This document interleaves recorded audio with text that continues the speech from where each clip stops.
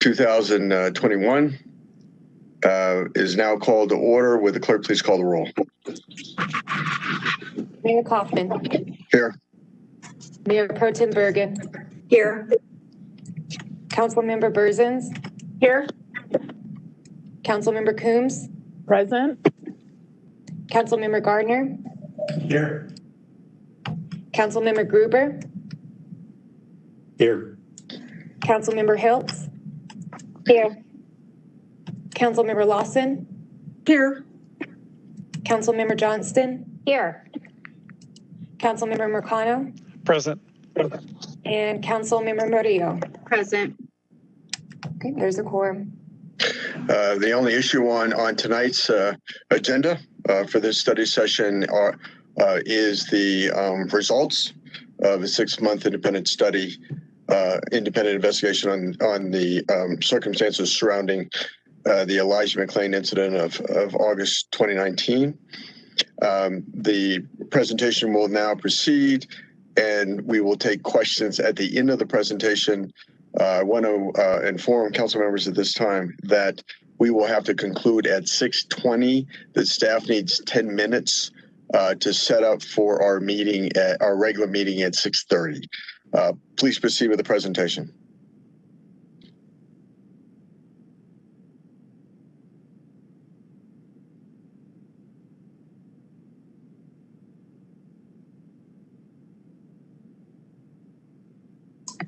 The presenter's microphone is mute.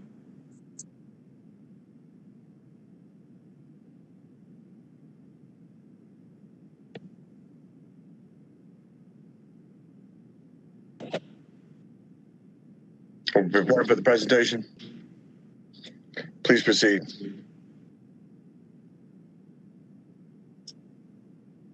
Katie, is there a way to unmute him? We're working on that right now. Hold on one second. I'm not sure what's going on.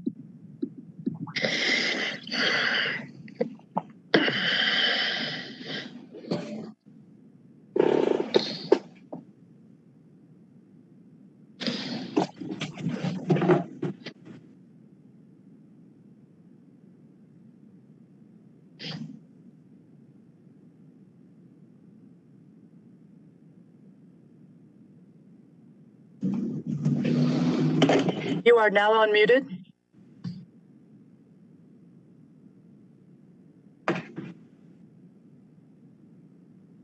Good evening.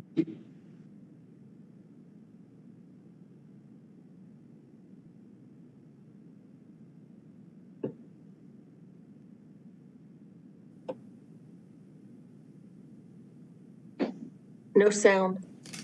Press the *6. What do I need to do? Maybe the *6 to unmute. They can't We can hear you now. We can hear you now. Can you hear me now? Yes. Thank you. I'm sorry about that. I hope that was not a problem on my end. But Mr. Mayor, members of the City Council, good evening. I'm Jonathan Smith. I'm the chair of the panel engaged to review the incident on August 24, 2019 between Elijah McClain and the Aurora Police Department and emergency and medical response teams.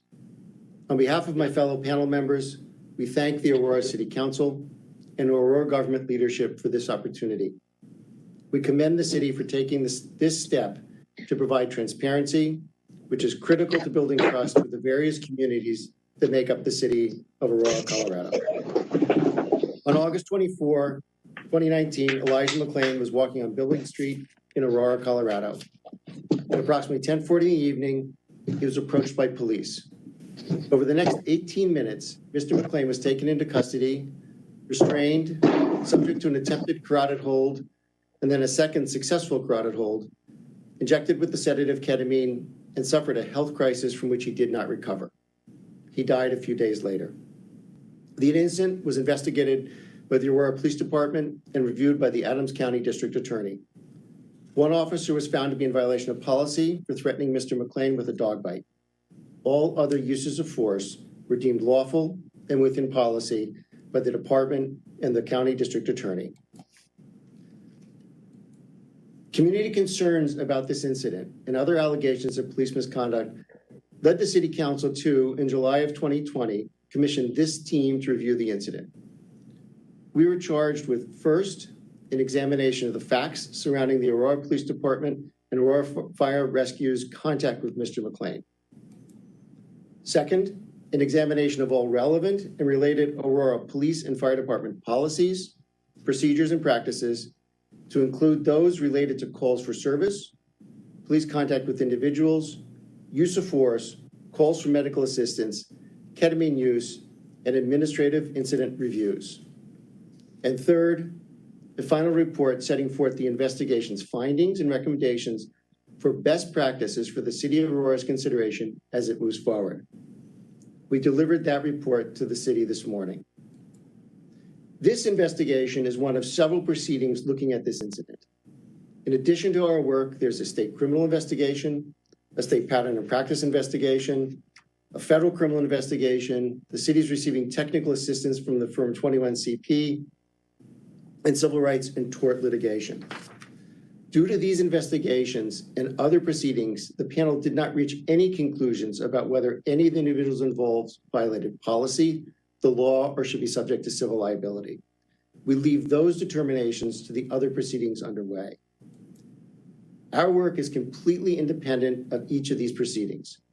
No one from the city or any other entity reviewed or otherwise influenced our conclusions or findings. The conclusions are those entirely of the panel and the panels alone.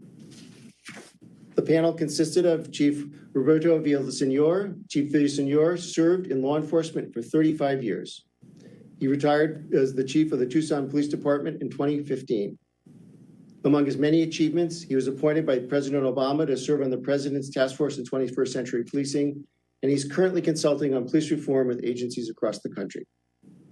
Dr. Melissa Costello. Dr. Costello is an emergency medical physician in Mobile, Alabama. She has written and taught extensively on emergency medicine and serves on a trauma critical care team for the United States Department of Health and Human Services. She is a fellow of the American College of Emergency Physicians and a fellow of the National Association of EMS Physicians. I am Jonathan Smith. I am the Executive Director of the Washington Lawyers Committee for Civil Rights and Urban Affairs. I formerly led the Special Litigation Section of the Civil Rights Division of the United States Department of Justice. I've been practicing civil rights and anti-poverty law for more than 35 years. The panel was represented pro bono by the law firm of Latham & Watkins. The panel is extremely grateful for the tremendous contributions the firm made to this investigation and the preparation of the report. The panel reviewed all the available information, including body-worn camera videos, major crime unit investigation interviews, the reports of the major crime unit, the force review board, the reports of the state attorney, the officers' reports, the autopsy report, the EMS reports, the directives, training materials, standard operating procedures of the department, and we had interviews with department leadership. We were not able to interview any of the officers or medical personnel involved, which is understandable given the other proceedings underway. And we were not able to review the hospital medical records because of privacy concerns. Tonight, the panel will provide you with a summary of our conclusions and recommendations. We are also prepared to answer any questions you have. Recognizing that the report is lengthy and detailed, we'd be willing to be available to answer additional questions of the city or the council at a future appropriate time. I will first take you through our conclusions regarding the facts and place them in the context of the department's policies and the legal framework. Dr. Costello will then discuss the response of the emergency medical teams, their assessment, and the administration of ketamine. Chief Villasenor will present regarding our review of the post-incident investigation and recommendations for policy, training, supervision, and accountability changes. I will then return to discuss areas of concern that we identified during our investigation, but are not part of our findings. We will be then available to respond to questions. Our report and our presentation tonight is organized around key decision points. These include the 911 call and the decision to dispatch officers, the decision to stop Mr. McClain, the decision to frisk Mr. McClain, the decision to arrest Mr. McClain by physically restraining him and moving him, the decision to apply force in response to the threat, a perceived threat that Mr. McClain reached for an officer's gun, the decision to apply a second carotid hold when Mr. McClain was on the ground, the continuous use of pain compliance techniques, and the contrast between the officer's assertions and Mr. McClain's audible statements, the transfer of Mr. McClain from police to EMS, the assessment of Mr. McClain by emergency personnel, and the decision to administer ketamine. At 10:29 p.m. on August 24, 2019, a call came to the 911 dispatch. A young man told the operator that there was a man in a mask walking southbound on Billings Street. The caller said that the man put his hands up and did all these kinds of signs when the caller passed him. The caller said that he, quote, looked sketchy, end quote, and that he might be a good person or a bad person. The caller told dispatch that neither he nor anyone else was in danger, and that as far as he knew, the man was not armed. The dispatch recorded this as a suspicious person call and sent 3 police officers. Dispatch told the officers to, quote, cover a suspicious party at Evergreen Avenue in Billings. It's a black male wearing a black ski mask and brown long sleeve shirt, black sweatpants, was waving his arms when 911 caller passed him. Think that's strange. No known weapons are involved. The officers responding were Officer Woodyard, Officer Rodima, and Officer Rosenblatt. Mr. McClain was 0.3 of a mile from his home at the time. Officer Woodyard was the first to arrive on the scene. He parked his car briefly across the street and waited for Officer Rodima and Officer Rosenblatt to arrive. Mr. McClain was walking down the street with a bag in one hand and a phone in the other. Once the other officers arrived, Officer Woodyard pulled across the street from Mr. McClain, got out of his car, and told Mr. McClain to stop. I'm going to show you now 2 videos of what happened next. First, the body-worn camera video of Officer Woodyard. Do me a favor, stop right there. Hey, stop right there. Stop. Stop. Stop. I have a right to stop you because you're being suspicious. Well, okay. Turn around. No, Turn around. I see your hands up. Turn around. Do me a favor, stop. Stop right there. Following his body-worn camera video of Officer Rosenblatt at the same time period approaching Mr. McClain from behind. Because of the buffering, the video, and I apologize for the volume of the video, the sound on this video will not come through.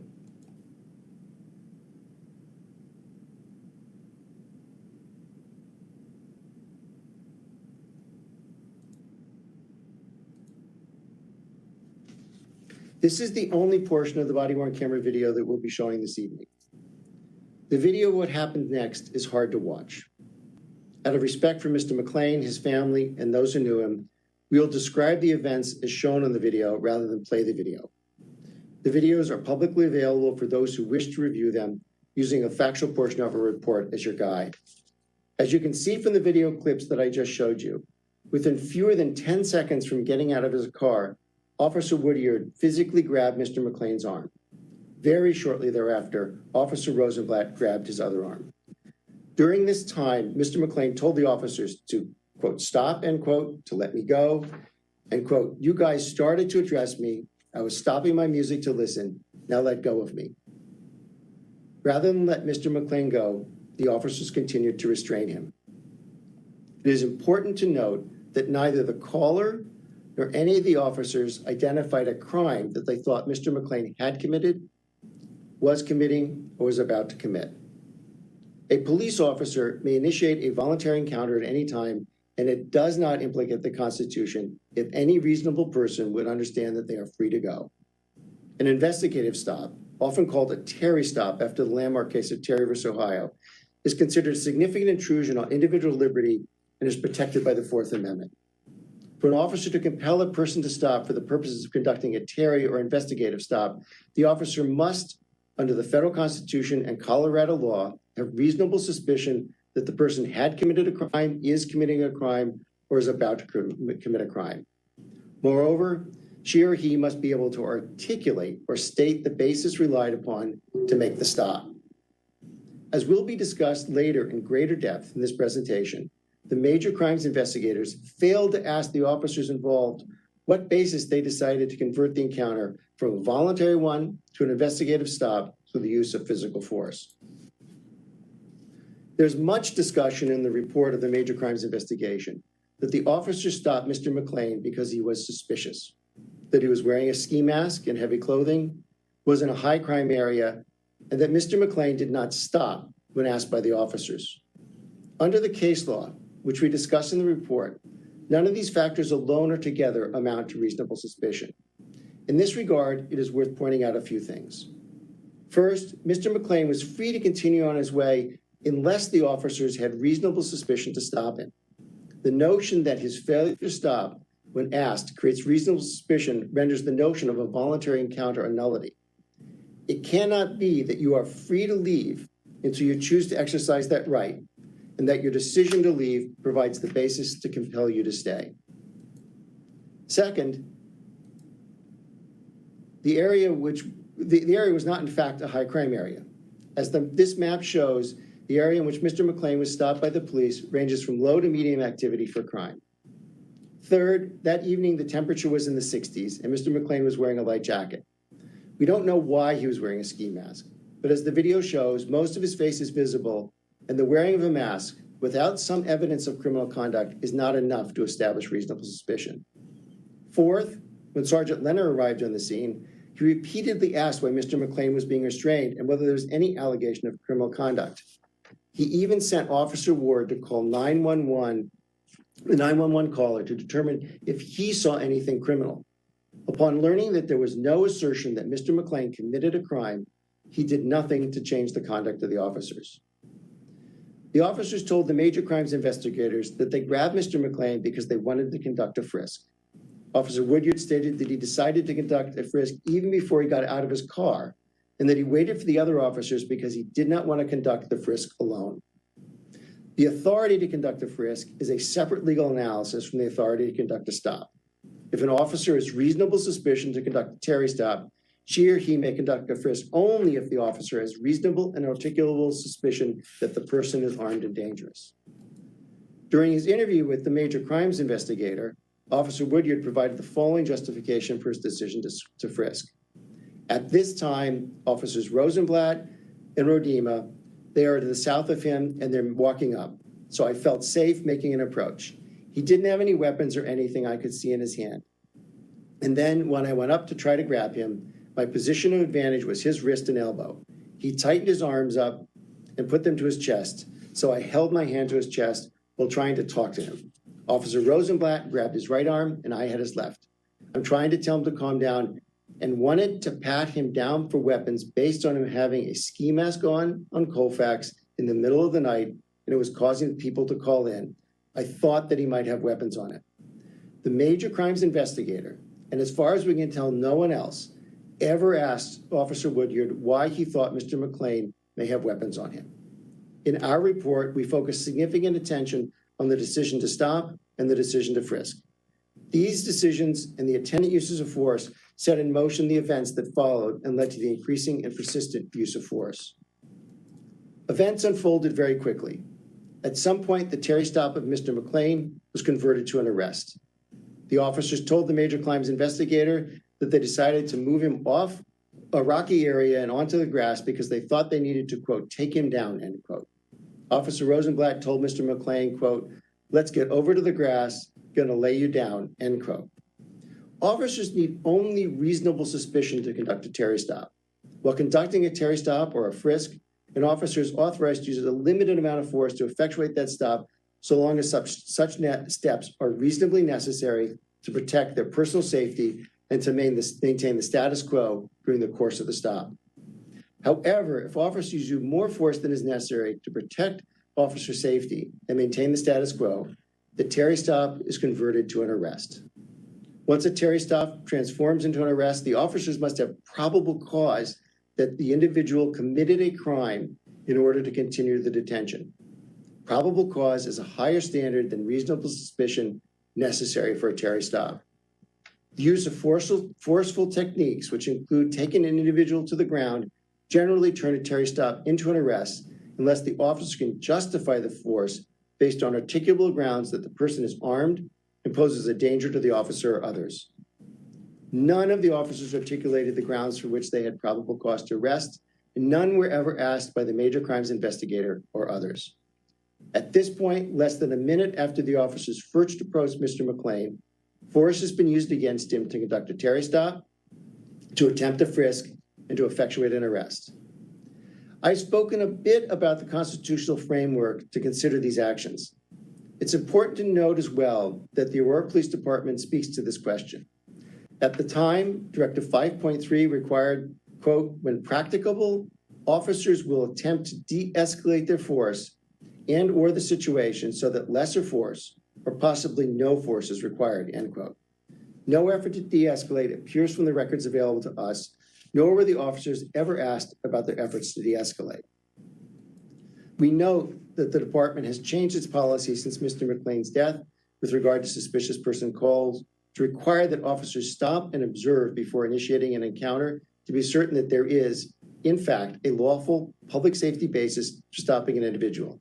That new policy will be discussed later in this presentation in greater depth. After the officers began moving Mr. McClain from the sidewalk, Officer Rodema told the officers, quote, he grabbed your gun, dude, end quote. Officer Rodema told the major crimes investigators that he saw Mr. McClain reach for Officer Rosenblatt's gun. The officers then struggled to restrain Mr. McClain. Officer Rosenblatt attempted a carotid hold. When he released the hold after concluding that he could not accomplish it because he was in, quote, a bad position, end quote, Officer Woodyard wrestled Mr. McClain to the ground. It is important to note that this happened within a matter of seconds. Case law has held that a suspect grabbing or attempting to grab an officer's gun authorizes officers to use force up to and including lethal force, because a suspect who is able to gain control of an officer's weapon poses a grave risk to officers and others. The body-worn camera video at this point is scant because Officer Woodyard's and Officer Rosenblatt's cameras have been knocked to the ground. The audio and the subsequent interviews indicate that any threat or perceived threat was dissipated quickly when Mr. McClain was taken to the ground by Officer Woodyard. Once Mr. McClain was wrestled to the ground, he was lying on his side. Officer Woodyard was lying next to him, as Officer Woodyard described, chest to back. Officer Woodyard's gun was underneath him. While lying in this position, Officer Woodyard made a second attempt at a carotid hold. There's conflicting information on the audio of the body-worn camera video and in the interviews about whether Mr. McClain was rendered unconscious. One of the officers stated that Mr. McClain made snoring sounds. The panel notes that significantly at the time of this incident, a carotid hold was considered less lethal force under Aurora Police Department policy. Section 5.8.3 permitted officers to apply a carotid hold when, quote, met with violent resistance and when lesser means have been tried unsuccessfully or other means are not feasible, end quote. Carotid holds have since been banned by the city of Aurora as a matter of policy. During his interview with Major Crimes, Officer Woodyard justified the use of the second carotid by reference to the prior attempt or perceived attempt by Mr. McClain to reach for an officer's gun. By his own statements, however, that threat had been dissipated. They were both on the ground and Officer Woodyard was lying on top of his weapon. A determination of whether force is reasonable turns on whether the officers were in danger at the precise moment that the force was used. Police officers must calibrate their use of force to the actual resistance they are experiencing. As the level of resistance increases or decreases, the level of force authorizes increases and decreases accordingly. It is unclear from the record what current threat Officer Woodyard was intending to address when he applied the second carotid hold. Finally, I would like to talk about the use of pain compliance techniques. From the moment that Aurora police officers first encountered Mr. McClain, up until the time Mr. McClain was placed in the ambulance stretcher, officers applied some form of physical force against him. Even once it should have been obvious that Mr. McClain was not able to resist or escape, given both that he was handcuffed and the presence of multiple officers, the officers continued to use pain compliance techniques. Throughout, there were times when officers could be seen on body-worn camera footage adjusting and intensifying arm bars and wrist locks, pressing down on Mr. McClain's back or large muscle groups, causing him to cry out in pain while they were on top of him. These appeared to be in response to almost any movement on Mr. McClain's part. The officers justified the continued use of force on the grounds that Mr. McClain continued to resist the officer's commands and showed extraordinary strength. The audio captured by body-worn camera video contains two sharply contrasting narratives. This is some of the most difficult audio to listen to. If you choose to listen, I urge you to pay close attention to what Mr. McClain is saying and what the officers are saying and doing. On the one hand, Mr. McClain is pleading and apologizing and expressing pain. He complained several times that he could not breathe, and at one point, an officer was instructed to get off his chest. Mr. McClain can be heard saying, "I have no gun. I don't do that stuff. I don't do any fighting. Why are you attacking me? I don't believe in guns. I don't even kill flies. I don't eat meat. I'm not a vegetarian. I don't judge people for anything. I respect all life. Forgive me. All I was trying to do was to become better. I'll do it. I'll do it. I'll do better to help all life. I will do anything I have to. Sacrifice my identity. I'll do it. I'll do it. You are all phenomenal. You are all beautiful. Forgive me." On the other hand, the officers continued to perceive resistance, telling Mr. McClain to stop moving and discussing various uses of force to restrain Mr. McClain. It is unclear whether Mr. McClain's movements, interpreted by the officers as resisting, were attempts to escape or simply efforts, voluntary or involuntary, to avoid the painful force being applied on him or to improve his breathing or to accommodate his need to vomit. The officers' use of force did not appear to relent even after Mr. McClain was in handcuffs, became progressively more ill and less responsive, and surrounded by a large group of officers. None of the officers who continued to apply force after Mr. McClain was restrained was asked to explain their continued use of force. The case law makes clear that force is authorized to meet the resistance at the time that it was applied. The evidence available does not provide a justification for the near constant use of very painful force techniques. I will now turn it over to Dr. Costello.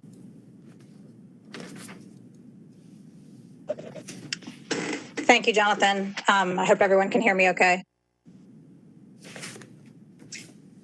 So when we look at the point from which EMS arrives in this case, there's really two separate things going on. Jonathan has covered the police aspects of this very well. I will dig more into the EMS aspects of this.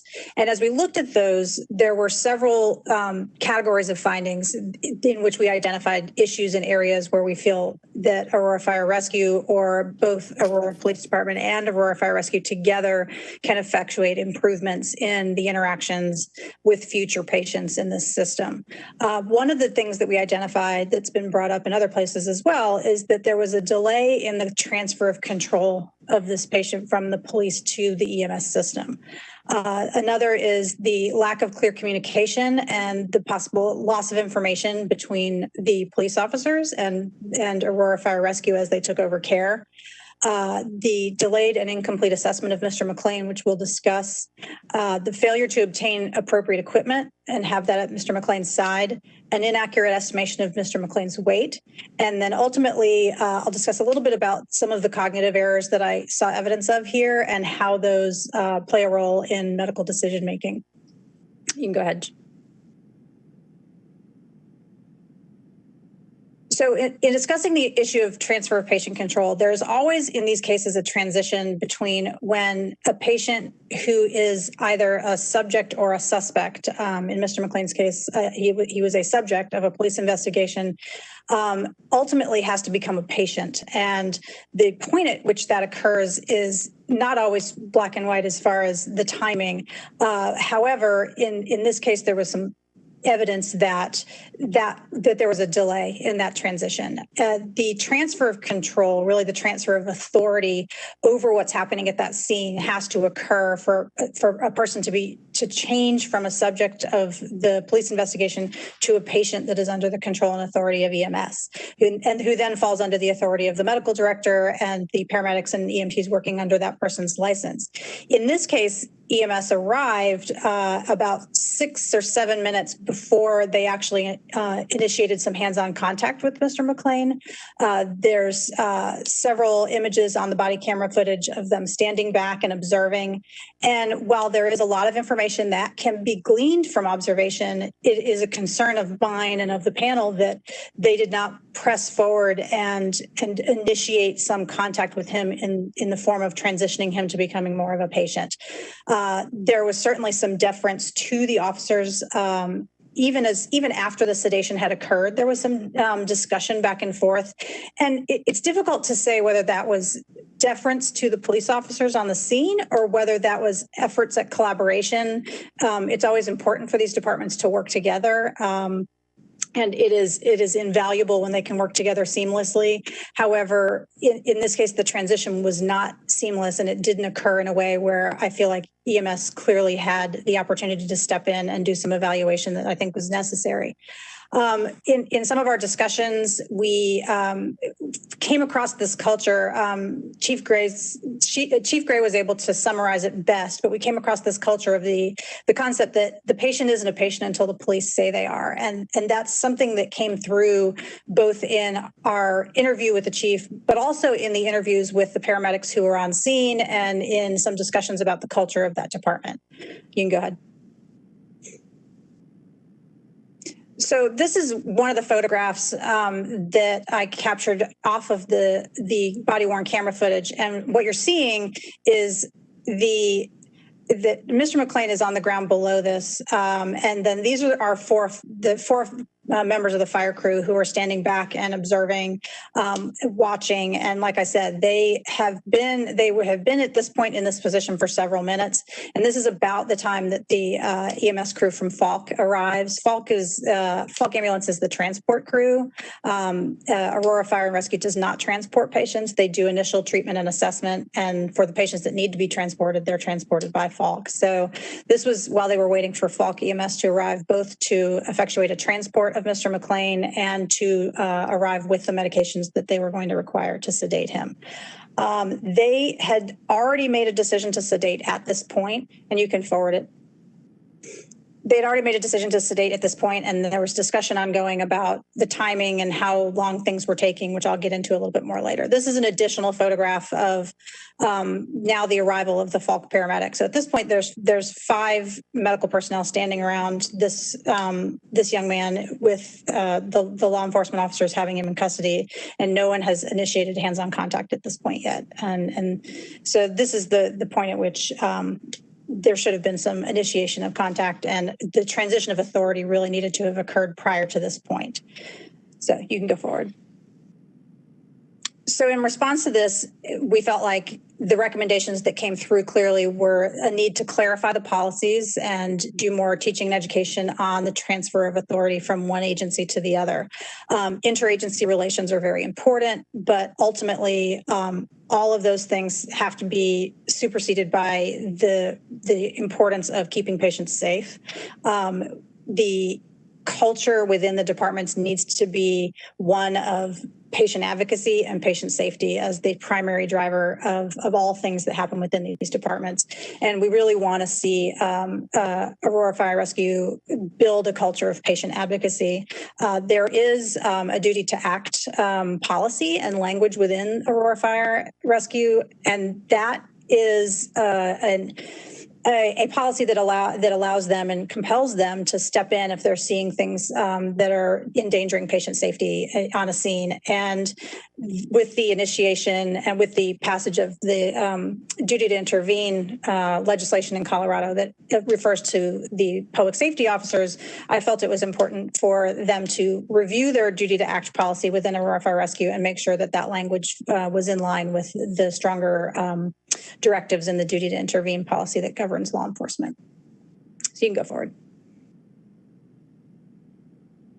So there were several communication failures in this handoff when the handoff ultimately did occur. And one of the important pieces of research that is out there is about the difficulty in keeping all of the information that's relevant to a case cohesive and communicating all of that information in a way that both the sender and the receiver of that information hear and retain the same things. Every transition of patient care does involve a potential for loss of information, and there was some of that at play here. I'm going to play a video on the next slide of really what constitutes the entirety of the report that was from the police to the EMS agency and the information that they were working with at the scene. You can go ahead, Jonathan.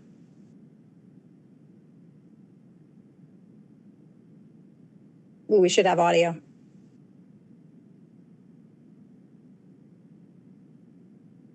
So this is the approach of the paramedic or of the basic EMT from that crew. There is about a 10-second interaction, which we're not hearing the audio on, so I apologize for that.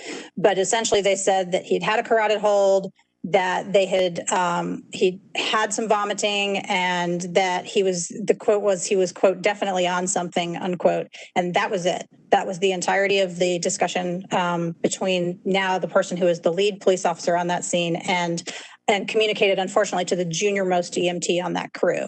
Whether any of that information ultimately made it to the paramedic is not clear. But what is clear through the interviews is that both paramedics did not recall having been told that, one, that there was a successful carotid hold with loss of consciousness, or that Mr. McClain had been unconscious at any point during this interaction. And so what we recommended, and you can go ahead to the next slide, what we recommended to address these things are to really research and develop within the departments together a handoff tool, whether that is a mental tool, whether it's a written tool, whether it's an electronic tool, some device or method by which all of the agencies who handle patient information, from Aurora Police to Aurora Fire, potentially to Falk, and then from Falk to the emergency departments, that all of those transitions of care are done in a uniform way so that all of that information is conveyed clearly and in the expected format and in the expected order. That way the people know if there's anything that's been missed. And then the other thing that came through in that video is the fact that there was a discussion that was happening on the side. There was this interruption of a patient care report that was offered, and then immediately another interruption in that discussion, along with everybody moving around. That level of distraction and that level of multitasking is one of the things that's been identified as a major issue in information loss when it comes to transitioning patients. And so the recommendation is that there be developed a formal process in addition to the tool, that there is even just 15 or 30 seconds where the receiver and the reporter on patient care information are giving each other undivided attention, so information is communicated clearly. You can advance. So when it comes to the delayed assessment and the incomplete assessment of Mr. McClain, by way of background, assessment is generally broken into both a primary assessment and a secondary assessment. The primary assessment is essentially a walk-up quick impression of what's going on, an assessment of a brief level of consciousness, is a patient responding or not, an assessment of essentially the basic ABCs, just like we all learned in CPR class, and is their airway intact? Are they breathing? Do they have a pulse? And then identifying major life threats, in this case, if they had life-threatening bleeding or if they had things that needed to be intervened on immediately. And then generally includes an assessment of vital signs. And the primary assessment is the one that lays the foundation for the clinical decision-making. Secondary assessment sometimes happens later, sometimes doesn't happen at all, depending on the circumstances. Sometimes is very limited just to a specific complaint. If you have a broken leg, it's a very easy assessment. If you have a complex medical condition, it can be very complicated. However, what we really know is, and what we acknowledge in this report, is that limits of the ability for paramedics to do this and for EMTs to do this on scene is a everyday reality of working in the EMS environment. And really, we understand, and I understand in my experience, there are lots of patients who can't get a complete assessment, and that is a daily reality, both in EMS and in emergency medicine. Some patients are unconscious, and some patients are not cooperative, and some patients don't have the information that we need. And so the limitations in our ability to assess are definitely a reality. in this environment, when you're transitioning a patient from law enforcement control to medical control, it can be especially challenging because there is a need for support from both sides to do a medical assessment without compromising law enforcement's ability to maintain control and prevent injury, both of the patient and of all of the surrounding personnel. And so there is a reality that there are limitations. However, it was the feeling of the panel in this case that there was not enough limitation in their ability to access and assess Mr. McClain to justify the lack of assessment that was done. And so we offered several recommendations about that. And in addition, talked a little bit about that some of that deference and how that played into the delay in their assessment, and then the time pressures that they were feeling, whether it was because of the diagnosis itself. Once they had settled on a diagnosis of excited delirium, that diagnosis carries some time pressure inherent in it. In addition, there's probably some self-imposed time pressures, and then also some pressures from the surrounding officers and firefighters asking what was taking so long, and where was the ambulance, and put your head in and check and see what's going on. So all of those things led to the conclusions and the recommendations that we offer on the next slide. Essentially, it sounds very basic, but there's a lot here. It's the look at policies, procedures, and training surrounding patient assessment, with a differentiation specifically between basic assessment and between an assessment that should be a minimum standard for assessment of patients who are being sedated. In this case, there's certainly a reason that the assessment was limited initially. However, it was the feeling of the panel that we felt once a decision was made to effectuate sedation, chemical sedation, that should have carried with it a much higher threshold for trying to get in and do further assessment before sedation was administered. The onus is on the paramedic to do that assessment and to almost push in and be able to get that done for the safety of the patients.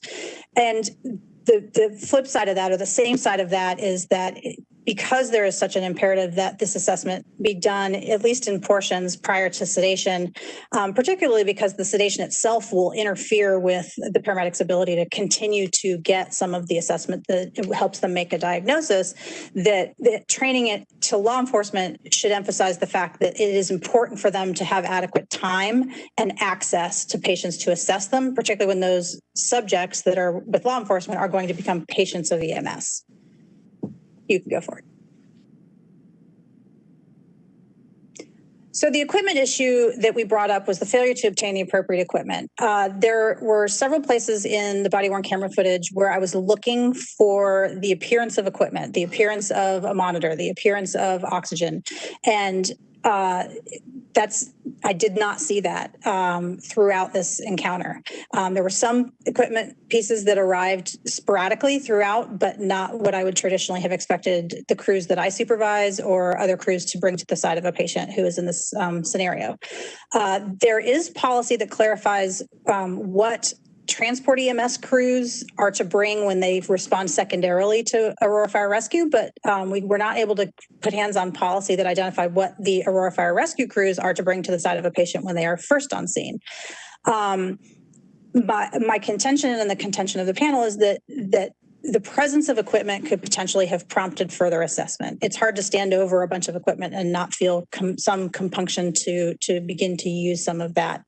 Additionally, there was not a pre-sedation checkoff to verify that all of their equipment that they require for sedation under their protocol was present and at Mr. McClain's side. And ultimately, what we found from the reports and information in the interviews is that one of those pieces of equipment, the capnography monitor, was actually not where it was supposed to be. It was ultimately in the ambulance, but it was not in the location that anybody expected, and there was a delay in application of that device, which could have provided some useful information over the course of his care. Ultimately, the cardiac monitors and other tools to assess vital signs were not applied until Mr. McClain was in the ambulance several minutes after his sedation, and unfortunately, at the point at which these were applied, he was already in cardiac arrest. And so we lost the opportunity potentially to intervene if there had been something indicated on the cardiac monitor that he was clinically declining. And so you can advance. And this resulted in several recommendations. The first being another, obviously, review of policy protocols and trainings to make sure that there's a complete pre-sedation assessment as far as can be done whenever feasible, including pre-sedation assessments of cardiac and capnography monitoring, with obviously the caveat that there are limitations to this, and we understand those exist in all of these environments. That said, the protocol gives a list of things that need to be completed in a post-sedation environment, particularly in excited delirium patients. And we felt that that list should be prioritized with particular attention to completion of all of the aspects of a primary survey that are not able to be completed in patients that require sedation early on in the process, particularly monitor application, because that provides so much valuable and useful information in patients that are clinically declining. The recommendation that surrounds that really is a strong recommendation for implementation of a manual checklist process. Chemical sedation of patients in this scenario and with the diagnosis of excited delirium is one of the events we refer to as a high risk, low frequency event in medicine. It's a terminology that has come out of several industries, but all of those industries that deal with high risk, low frequency events have implemented to varying degrees checklist processes. Anyone who has gone back and watched the Sullenberg interviews or read his book about the landing of the airliner on the Hudson can understand the importance of checklists and how they contribute to safety, even in scenarios where you're moving very quickly, and especially in scenarios where you're moving very quickly. You can go on to the next slide. So the inaccurate estimation of the weight, Mr. McClain's weight was overestimated by a large degree, depending on who was asked what his weight was. The weight estimates varied from a low of about 160 pounds to a high of 100 kilograms, which is 220 pounds, by all the various sources. At the time of his death, he was 140 pounds. The only consistent thing we found from all of the places that his weight was reported is that it was consistently overestimated. What we've looked at was the fact that, number one, I think a better assessment would have potentially helped in improving the estimate. Oh. I'm trying to speak over the conversation going on in the background. Would everybody mute their microphones? Thank you. Sorry about that. Speaking of distractions.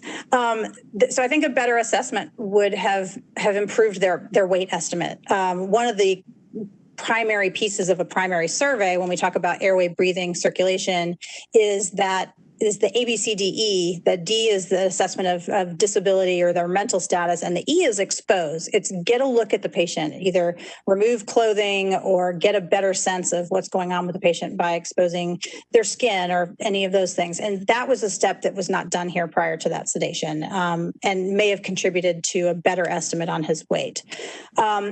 We then got into this cognitive shortcut of rounding and shortcutting the actual math that occurs in the dosing of ketamine. The small, medium, and large dosing, which you hear referred to and we discussed in the report, really leaves us in a place where we had an error in estimation, which was then compounded by a rounding issue that may be a perfectly valid tool, but doesn't comply with the way the protocol is written.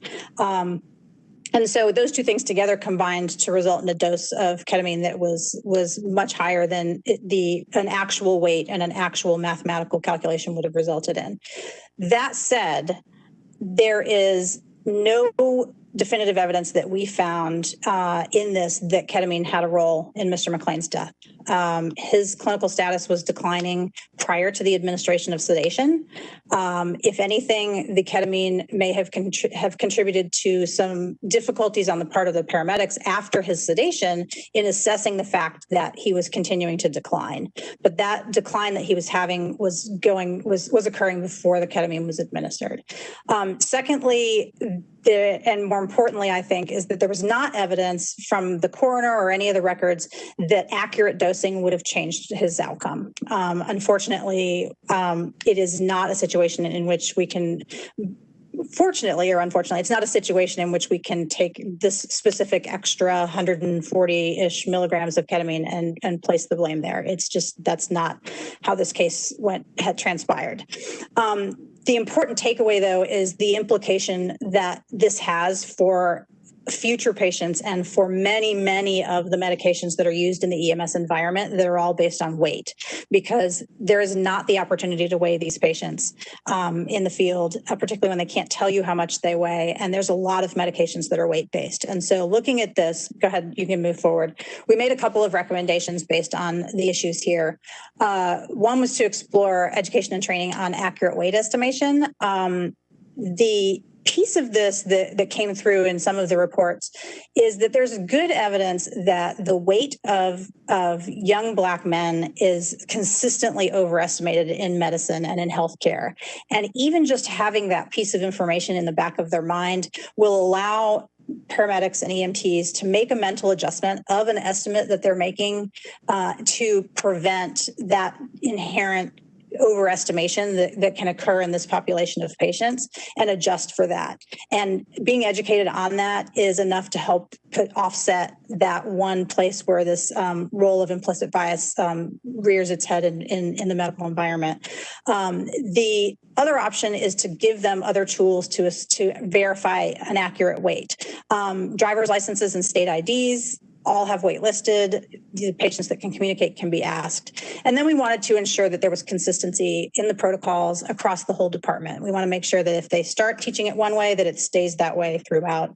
And if there are cognitive shortcuts, they need to be put in and implemented in protocol so that they are permissible under the rules. You can give me the next slide. Lastly, there were some cognitive errors that played a role here, and without getting into the gory details of cognitive decision-making in medicine, essentially, once someone has decided that a diagnosis is happening, there is a lot of mental energy that goes into looking for information that helps prove that diagnosis, and it is very, very difficult, even in very experienced clinicians, to separate themselves from that diagnosis and look at either information that doesn't fit or information that contradicts what they have already found. And the particular one that I was going to bring up, and I bring up in the report as well, is this concept of ascertainment bias. Ascertainment bias is when you go into a situation expecting something, and then you look for information that continues to prove your expectations. And the example that I give is the idea of a patient who's collapsed. If you were to close your eyes and picture for a minute that you're an EMT, and I'm going to send you out on a collapsed patient. And I tell you that piece of information I give you next is that patient collapsed in a football stadium. Or alternatively, I tell you, okay, that patient collapsed in an elementary school. Or that patient collapsed in a nursing home. And if you're picturing in your head what that patient looks like each time I change the setting or the scenario, if they collapsed in a bar, if I sent you because they collapsed at the jail, if your patient in your head does not look exactly the same in every one of those scenarios, then this is a little bit of that cognitive decision-making that I'm talking about here. And this can allow an introduction of bias into clinical decision-making, and it's important for medics to understand how that plays a role and the role that protocols have and the adherence to protocols have in diminishing the bias that can affect these decisions. You can go ahead. So our recommendations here are basically just to educate on cognitive errors in clinical decision-making, understanding the process of how this happens, that we want to continue to provide education on excited delirium. In the description, we get further into the idea of how these errors can lead to somebody giving a diagnosis like excited delirium and then only searching for information that validates that diagnosis and missing signs that there is potentially something else going on. The focused excited delirium education is important because it is such a unique entity within altered mental status or within behavioral problems or those issues, that rolling it into other protocols or rolling it into other disease entities is potentially fraught with danger, because you then roll that set of treatments into disease entities in which it's not appropriate. So the recommendation was to maintain a standalone excited delirium protocol. It is a subsection of a protocol that's appropriate, but it is a separate disease entity that if it's maintained that way will allow us to manage that specific illness as a unique entity and not confound it with other issues that may cause altered mental status or psychiatric or behavioral problems. There are some things ongoing. There's a ton of discussion around ketamine and EMS right now, and I think that over the next probably 6 to 12 months, there'll be some things coming from the state, there'll be some things coming from the federal government, and that Aurora will be well served to incorporate all of that into their findings and into changes in their protocol. Next slide. We did make some specific protocol recommendations. These are probably more interesting for the fire and EMS people who get down in the weeds on protocol. But there were some recommendations about cross-linking, improving the connections between protocols for situations when you move from one to another. The discussion of checklists for high risk, low frequency events and for specific complex tasks. And then there were recommendations around specific additions to the excited delirium protocol in Aurora that have been shown through the research to provide benefit to patients. Some of them are already in protocol and we just refined them, and some of them would be new additions. You can go ahead. And then there were a couple places I wanted to just say some positive things about the department as far as what I was able to witness and what we were able to see on the video and in our review. The sedation and the interaction itself was a low frequency event. When Mr. McClain unfortunately had a cardiac arrest event and his heart stopped, it's clear from the video footage that dealing with a cardiac arrest scenario with a situation where a patient's heart is stopped and we have to take over CPR and all of those, all of that resuscitation process, it's clear that this is a situation that the paramedics are very well trained for. The snippets of video and the resuscitation descriptions are a classic demonstration of pit crew CPR, which is definitely a best practice and has been shown to improve neurologic outcomes in cardiac arrest resuscitation. That came through loud and clear that their training and education and experience with this is solid and is a best practice that's already ongoing. The second piece that we wanted to point out was their quality assurance and quality improvement process. It is the structure is based on just culture. It's a multidisciplinary, multi-agency quality review. It is something that occurs on a regular basis and is involved with their EMS physicians at a high level. And it is important to have that structure in place in order to ensure that there's a full, thorough look at patients situations where there's a bad outcome and to identify ways that the system can improve. These reviews are peer review protected. They do have certain legal protections that allow the system to be able to improve without outside eyes in order to be able to have full disclosure of events that go through this process. And so as it pertains to Mr. McClain's case in particular, this was not something that I was able to review as part of the panel or that the panel was able to review was the results of the quality assurance process. And that is certainly a set of legal protections that I'm highly respectful of as a practicing physician because we want to have events that we can look at and make sure that patients are safer without that level of scrutiny and exposure. So let me see. I think that's my last slide. Yeah, I'm going to turn it over to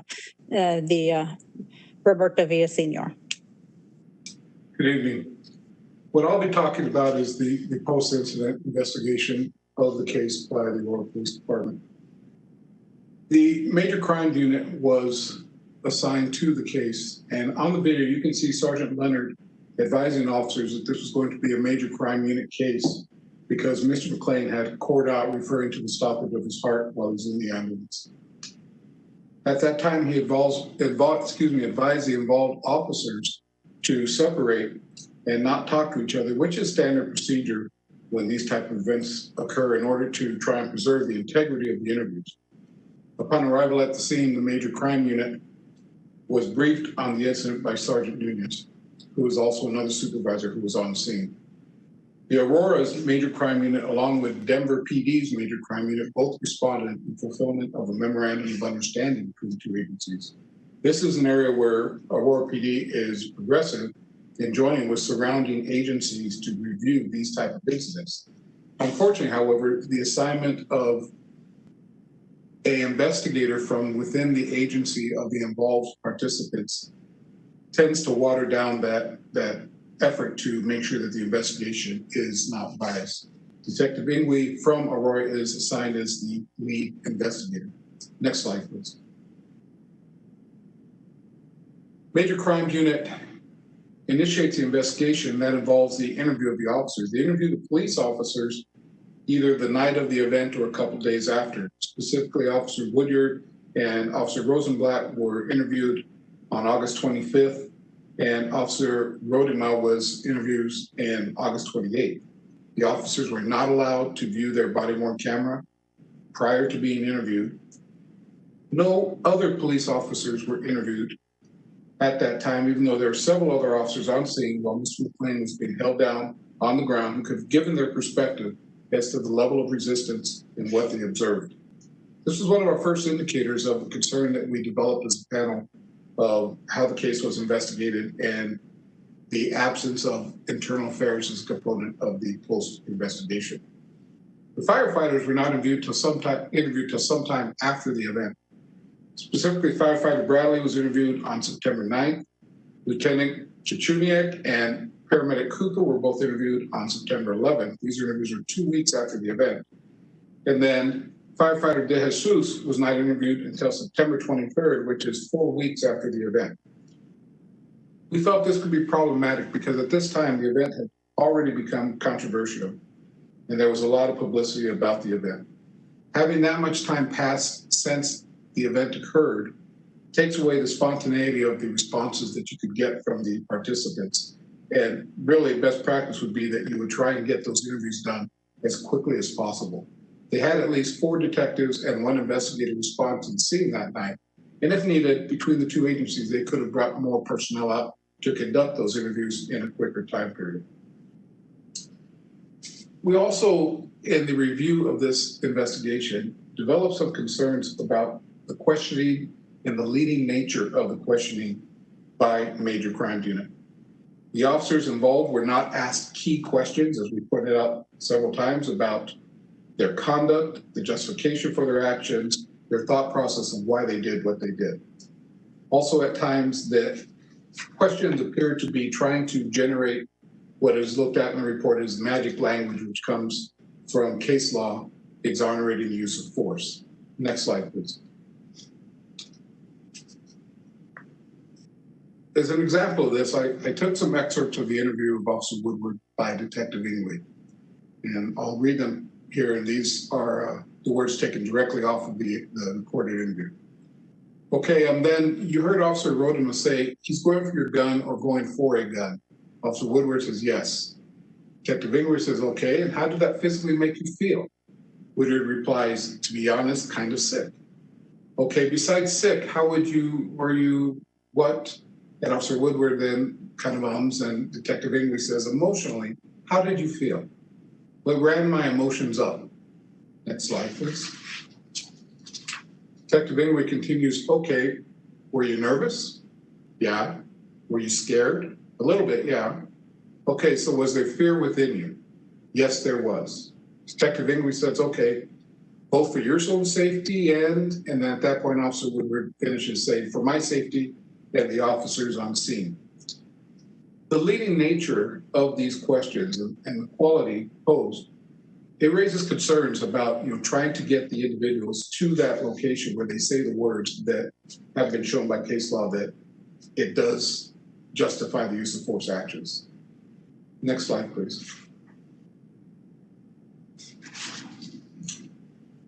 In addition, the report of the Major Crimes Unit, in the panel's opinion, somewhat stretched the record in an apparent attempt to exonerate the actions of the officers rather than present a neutral version of the facts. For example, the report stated that the officers were there, quote, to check on his well-being, and that they attempted to explain to McClain why they wanted to talk to him and determine if he needed medical assistance. Nothing that we could find in the record, the video or the interview, support these assertions. The closest evidence in the record is that Officer Woodyard stated that he would have stopped Mr. McClain even absent the call because he was acting strangely. None of the officers ever expressed concern that he might need medical help, and emergency medical services appears to have been summoned in compliance with the Aurora policy that whenever a carotid hold is applied, EMS must be called to the scene to do an evaluation. Furthermore, Detective Ingwe wrote, Officers Rodema, Woodyard, and Rosenblatt continued to struggle with violently resisting McClain through their entire encounter, even after he was placed into handcuffs, unquote. And while it is true that at least one or two officers were in contact with Mr. McClain until he was placed on the gurney, the video and the audio did not support the claim that Mr. McClain was violently resisting throughout the contact. But he could actually be heard crying, pleading, vomiting at times, and completely silent at others. Any movement on his part was met with swift countermeasure of control holds or body pressure of major muscle groups, all of which appeared to cause further pain. It's unknown if the pain caused further movement on Mr. McClain's part, if this was a cycle that was generated, but what was clear is that the movement did not appear to this panel to be violent in nature once he was on the ground and handcuffed. Next slide, please. Whenever there is a significant police event, including an in-custody death or officer-involved shooting, the potential for critical impact to the community exists.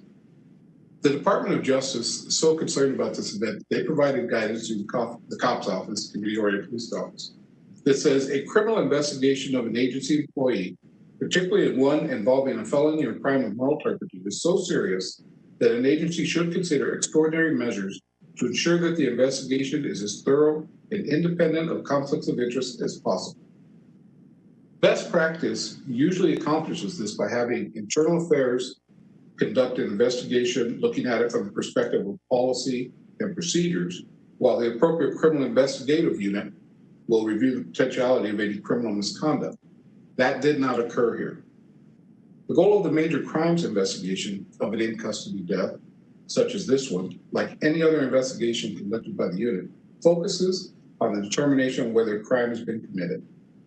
This is a significant scenario when the potential suspect in the criminal misconduct that is being investigated is a police officer. In order to maintain any level of trust within the community, the investigation has to be above reproach. It cannot be perceived that the officer is being afforded any special consideration. On the other hand, the role of internal affairs is to protect the integrity of the agency by ensuring compliance with policy. Its standard is a civil one, not a criminal one, and as such, there are different rules that govern the investigation and the employee's actions. In part, again, the DOJ provide guidance stating that internal affairs should conduct all serious administrative investigations, included but not limited to officer-involved shootings, in-custody deaths, alleged constitutional violations, allegations of racial profiling or discriminatory policing or racial prejudice, dishonesty, drug use, several other criminal violations, and then ends with, as well as cases referred directly by the agency head or command staff. Internal affairs should also conduct all administrative investigations of allegations of misconduct that are likely to result in litigation against the agency or its members. Next slide, please. We also looked at the Force Review Board's role in evaluating the investigation. The Force Review Board started their review after the department received the declination letter from the Adams County District Attorney on November 22nd, 2020. 2019. Their decision appeared to be based in large part on the summary provided by Detective Ingwe, which we already have mentioned above. In response to our inquiry about any other items reviewed by the Force Review Board, the police department informed us that the only thing that they looked at was the police reports and the body-worn camera videos provided with the summary report. Even so, there should have been concern about the justification for the Terry stop, as we've indicated earlier, and the attempt to frisk based upon information in the reports of the video. The acceptance of the report and the lack of further inquiry or investigation is concerning, especially considering the controversy and scrutiny the case was already receiving. The board met on January 28th, 2020 to discuss the case and declared that the officers were policy compliant on January 31st, 2020. Next slide, please.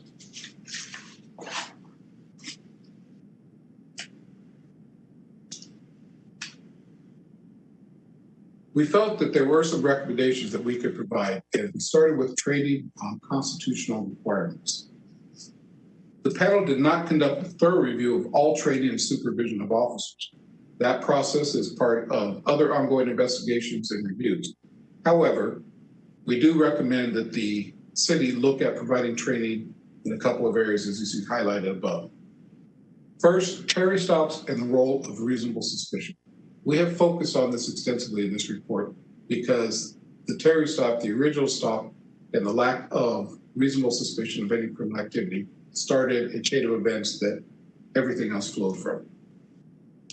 The speed at which the officers reacted and placed hands on Mr. McClain, the apparent failure to assess whether there was reasonable suspicion that a crime had been committed, and the unity with which three officers acted suggests potential training or supervision issues in constitutional law surrounding Terry stops.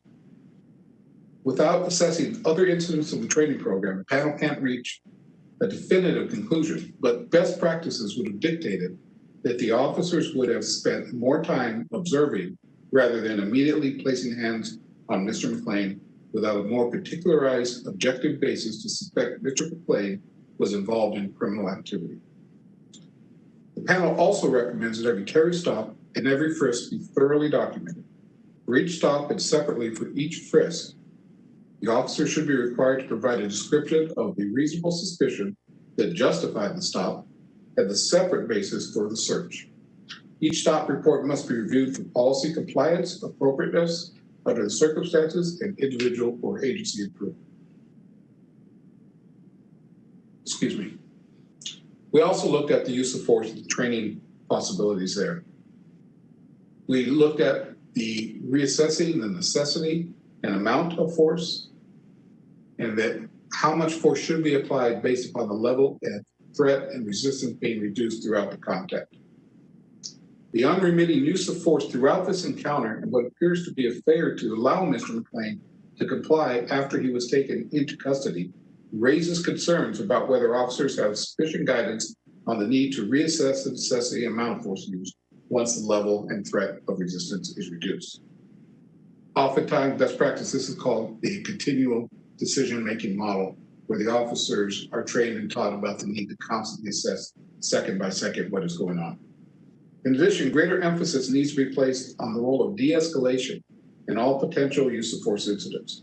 While the officers were repeatedly heard telling Mr. McClain to stop tensing up, to relax, to chill out prior to taking him to the ground, the fact that they were making these statements after they had already grabbed and controlled him without any reasonable suspicion of criminal activity somewhat defeats the spirit of de-escalation. Next slide. The post-incident review of the death of Mr. McClain is of serious concern to the panel and reviewed significant weaknesses in the department's accountability systems. The panel urges the city to consider overhaul of the post-incident review process to ensure that inadequacies are identified and addressed in policy, training, and supervision. The panel strongly urges the city to assess training and supervision of the major crimes detectives as it relates to the investigation of potential criminal misconduct by police officers. Remaining objective and independent while investigating a fellow officer presents unique challenges. Both detectives and supervisors need special training to ensure that the investigations are both fair and complete. The panel believes that this case should be referred to Internal Affairs, as we've said repeatedly, and strongly urges the city to consider the important role of Internal Affairs in reviewing an officer-involved death. While major crimes and homicide roles to determine whether a crime was committed, the role of Internal Affairs is to protect the integrity of the agency by ensuring compliance with policy. The current policy of requiring that only the chief can open Internal Affairs investigations places the chief in a difficult position and limits the opportunity of review by the department for compliance with policy. The panel urges the city to reform the Force Review Board to provide a more critical and objective analysis of these uses of force. The failure of the board to examine the incident in detail and to look at each use of force against Mr. McClain separately and with care is a lost opportunity. The Force Review Board should be a critical part of continuous assessment and learning process, and every incident should be interrogated for what it can teach the department to avoid negative outcomes in the future. We do, though, applaud, no, I'm sorry, next slide.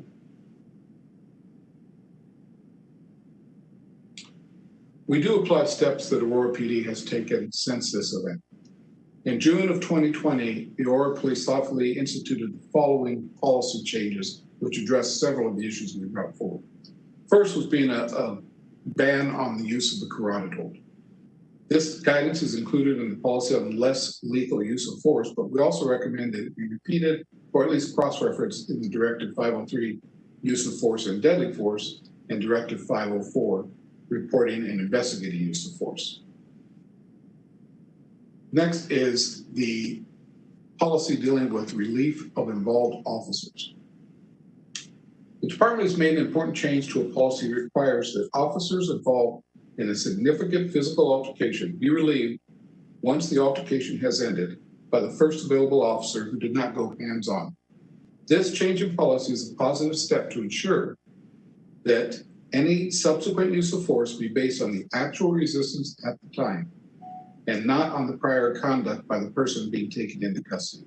The implementation of the policy will reduce unnecessary uses of force and be safer for officers and members of the community.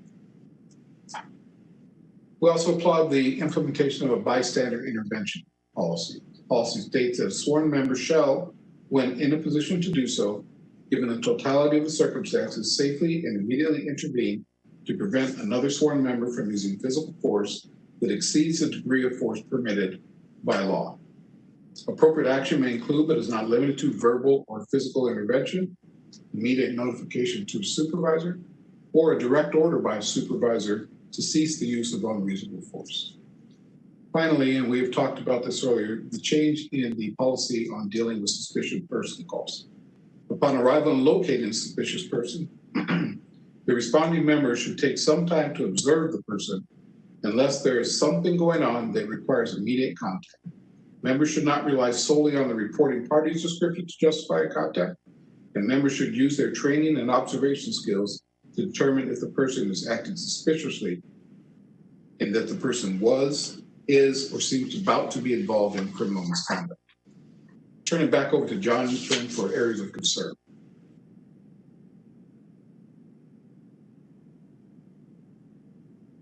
Of time, I will, if I may, just briefly not make specific findings on, but were of significant concern to the panel. We've provided the city in our report with a discussion of the research on implicit bias in law enforcement and the delivery of emergency medical services. Well, from a single incident, it is extremely difficult without the direct evidence of bias to be able to assess bias. We did see indicators that we, in this incident, that would sort of advise the city to take a deeper look at implicit bias, its implicit bias practices, training and supervision. The perception of people of color is more threatening. The perception of people of color having unusual strength, indifference to the effective use of force, indifference to pain, delay in the administration of care, misperception of the dangerousness of neighborhood, misperception of age, size, and size of people of color. This is an area where further work needs to be done, and we would recommend that either the pattern and practice investigation or the work being done by 21 CP would benefit from further exploration from looking at other incidents beyond the single incident. We also, while there's nothing in the record to indicate that Mr. McClain was in behavioral and mental health crisis, the fact that the call that was made to 911 suggested that Mr. McClain was acting bizarrely, strangely. The officers themselves, and particularly Officer Woodyard, indicated that he would have stopped to check on Mr. McClain's welfare, did cause us to take a look at the crisis intervention system in Aurora. We did make some very specific recommendations. Aurora has adopted the CIT International model, but does not follow that model with fidelity. And we would strongly encourage a review of its policies, procedures to provide more guidance and greater fidelity to the CIT model. There's some very good specific material in CIT International materials. We want to congratulate the city for its adoption of a pilot of a CAHOOTS model, a non-law enforcement intervention model, and would hope that at the conclusion of that pilot, that the city strengthen and support CAHOOTS approach. It's been successful in other jurisdictions, and we believe that it can be a tremendous benefit to the city of Aurora. And finally, Dr. Costello mentioned this earlier, as the city does its review of the use of ketamine, Dr. Costello has provided some commentary on the dangers of the alternatives to the use of ketamine. And in the course of that review, we encourage the city to take a look at what its alternatives are as it moves forward to determine whether ketamine should be returned to usage in Aurora or there are alternative sedatives that would be used under any circumstances. With that concludes our formal presentation, and we would be prepared to answer questions now if the council and the mayor have them and there's time to do so.